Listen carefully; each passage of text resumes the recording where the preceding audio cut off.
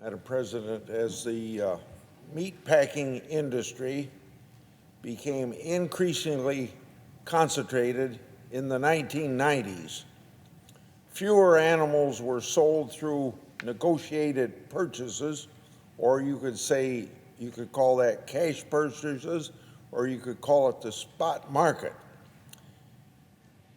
In the 1990s, we saw increased use of alternative marketing arrangements that were not publicly disclosed under voluntary reporting.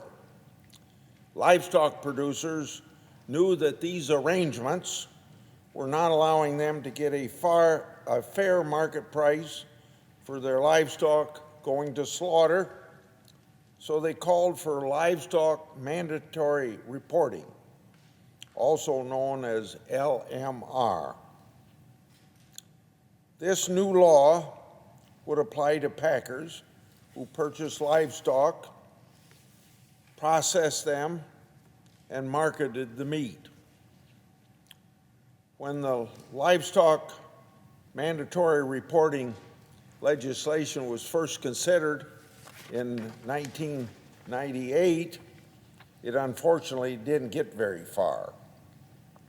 So I want to read for you an article from March of 1999, because it's going to have some relationship to a similar issue that we hope to get before Congress before the end of the year. And that's a bipartisan piece of legislation I'm referring to. So I want to read an article from March 1999 from the Southern Livestock Review. That article is entitled, "How Campaign Money, Republican Lobbyists Killed Mandatory Price Reporting." Now, I'm going to read that article into the record in its entirety, only I will not read names. I will refer to former senators as Senator 1, 2, and 3, and I will refer to lobbyists named as Lobbyist 1 and Lobbyist 2. My point is to remind my fellow senators today not to be blindsided again by the American Meat Institute, like happened in 1998, to kill legislation back then, because I don't want the similar thing to happen with what some of us senators are proposing this year. This is important because Senator Fisher and I are soon to introduce legislation to update livestock price transparency. Now I will read. So this is a long reading. How campaign money, Republican lobbyists killed mandatory price reporting.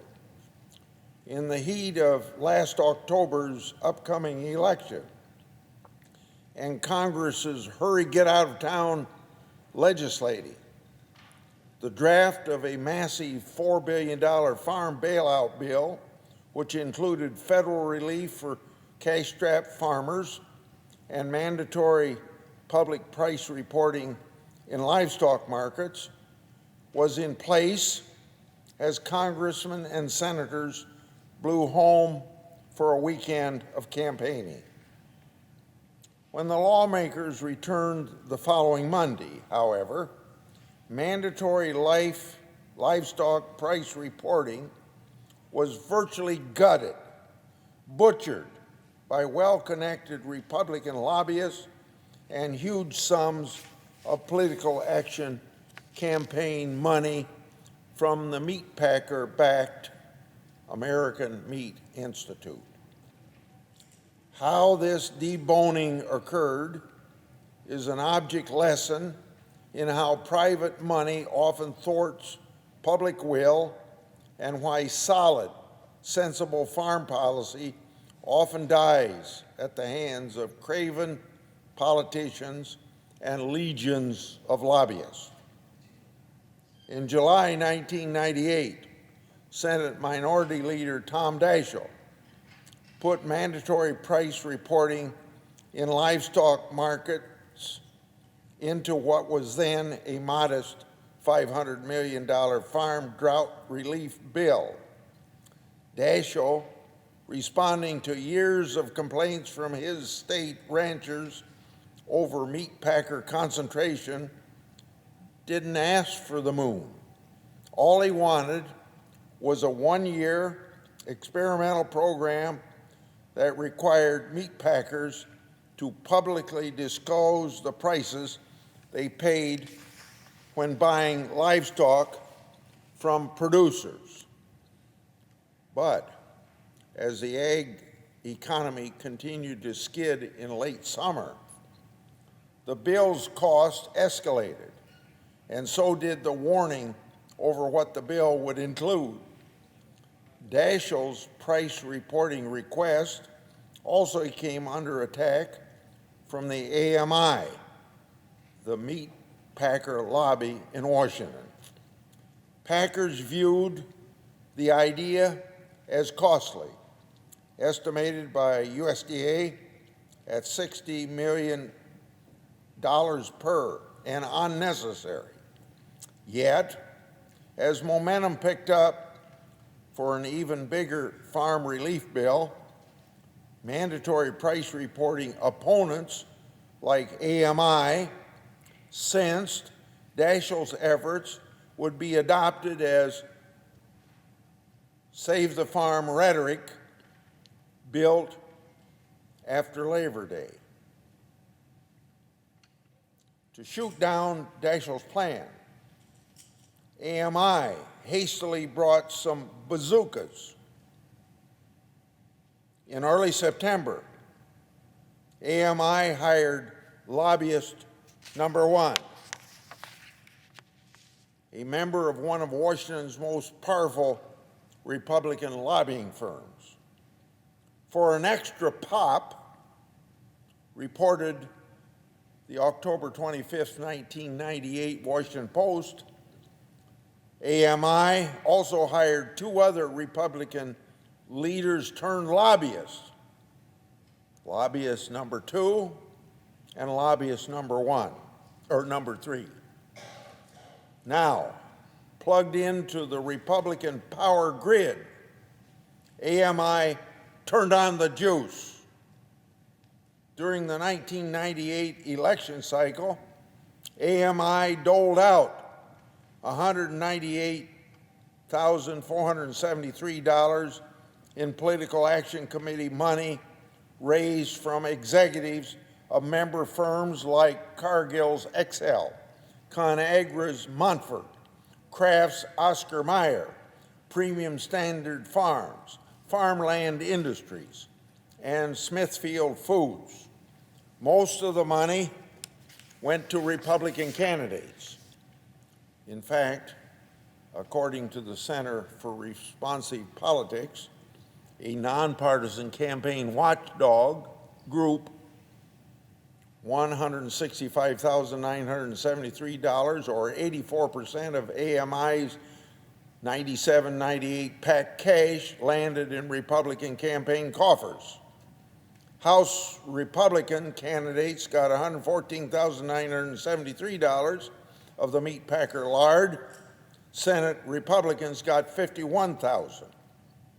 But as the crucial October legislative deadline approached, mandatory price reporting was still alive in the Farm Bailout Bill's final draft. Then AMI lobbyists and money began to get traction. The lobbyists, in particular, lobbyist number one, a longtime pal of fellow Mississippians and Republican senators, Senator number one, Senator number two, got the price reporting legislation pulled from that ag bill.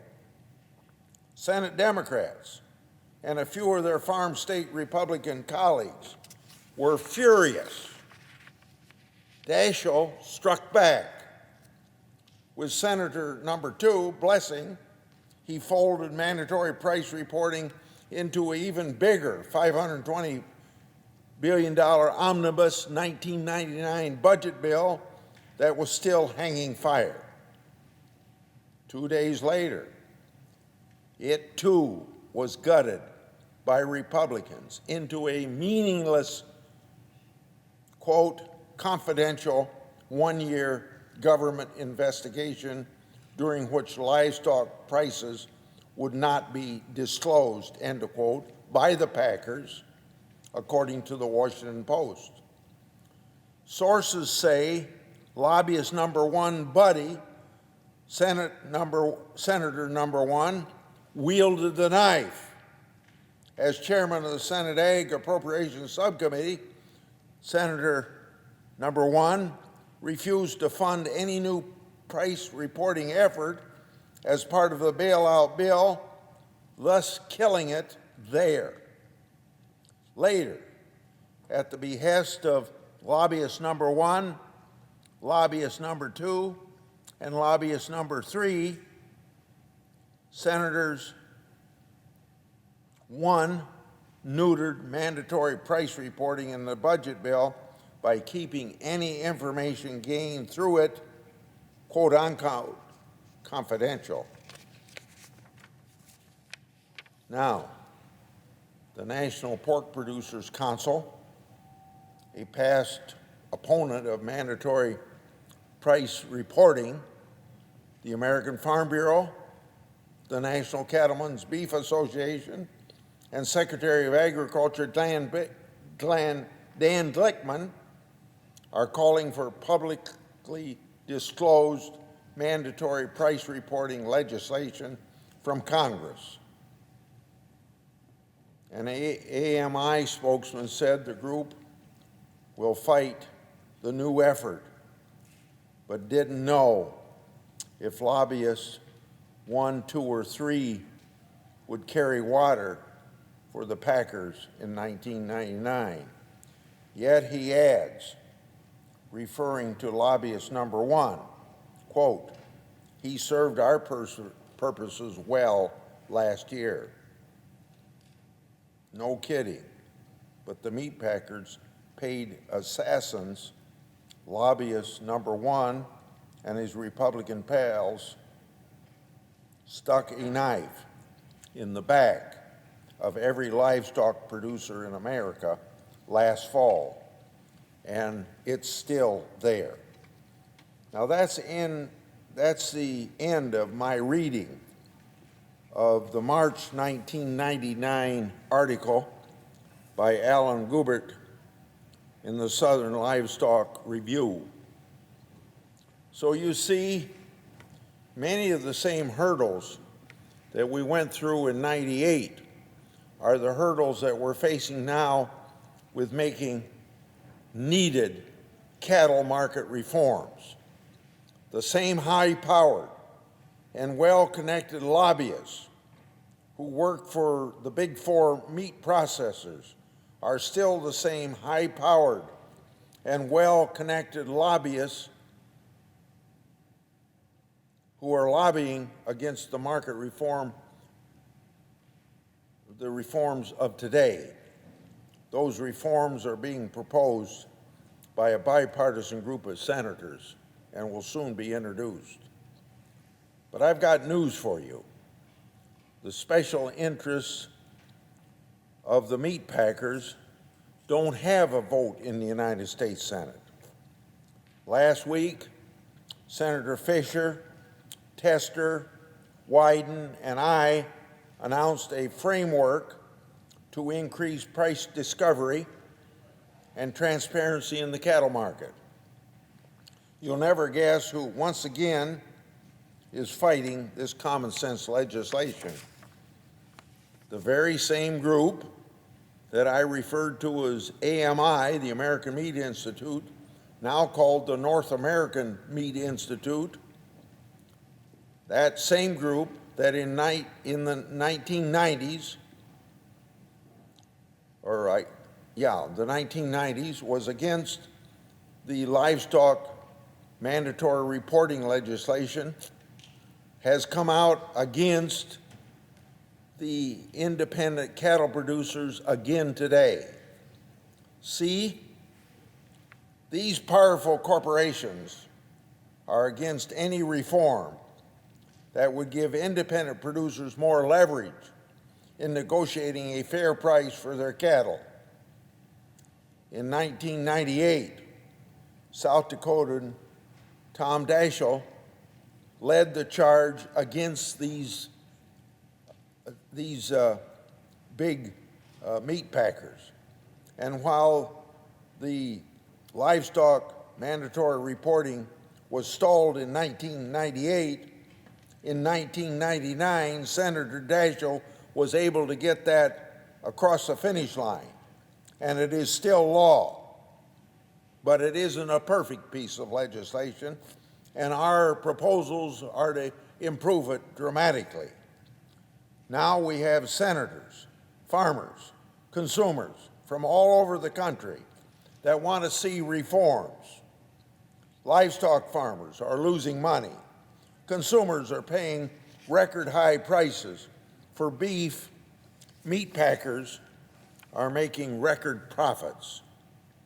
Now, I'm sharing this story today to show that even changes that we now view as common sense were once opposed by the meat industry. We still have time this year to make real market reforms that will help independent producers stay in the cattle business. I urge my colleagues to support a piece of legislation that we have entitled Cattle Price Discovery and Transparency Act, and support independent cattle producers.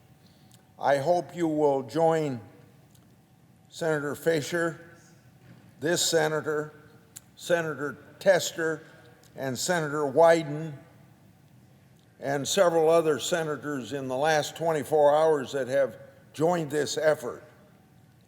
These reforms are long overdue, and we can't let these special interest groups like the North American Meat Institute stop this important legislation like I just described for you.